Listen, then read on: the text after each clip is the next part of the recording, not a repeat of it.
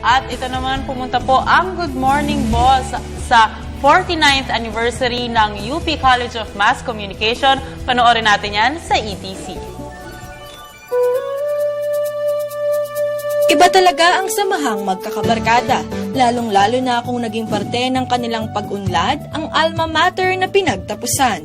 Kamakailan ay isinagawa ng University of the Philippines College of Mass Communication ang kanilang ika-49 na alumni homecoming sa isang bar sa Quezon City. We're 49 and actually it's a preamble to our 50th which we're celebrating next year. Bukod sa muling pagsasama-sama ng mga kilalang nagsipagtapos sa kolehiyo, layunin din ng nasabing homecoming ang pagtulong sa mga kasalukuyang mag-aaral ng institusyon. Nagkandak din sila ng raffle draw para makalikom ng sapat na halagang pantustos sa scholarship programs para sa mga mag-aaral, college professors at clerks at pagpapatayo ng karigdagang pasilidad. Maraming naka-line up. So meron kami mga golf tournament, syempre mga fundraising, mga movies, marami.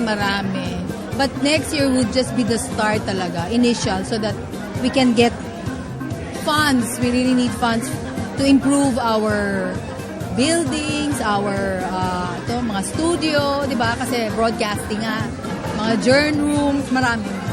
Masaya ang bawat sandali dahil sa mga performance ng ilan sa mga kilalang personalidad na naproduce ng CMC tulad na lamang ni Ogie Alcacid at Tessie Tomas. Hindi rin naman papahuli pagdating sa selebrasyon ang naimbitahang child wonder na si Riza May Dizon.